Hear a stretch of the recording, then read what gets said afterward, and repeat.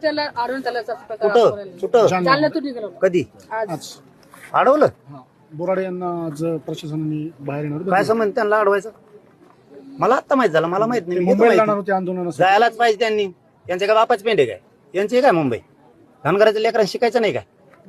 झाले 15-15 वर्ष झाले वाटुळे त्यांची. कव्हर करता. मुसलमानाला आरक्षण दिलं नाही, बंजारा समाजाला दिलं नाही, मराठ्यालाही दिलं नाही. आता त्या मुसलमानाला पण द्यायनात. आणि आता ती एसटीतून धनगर समाज मागायला लागलाय.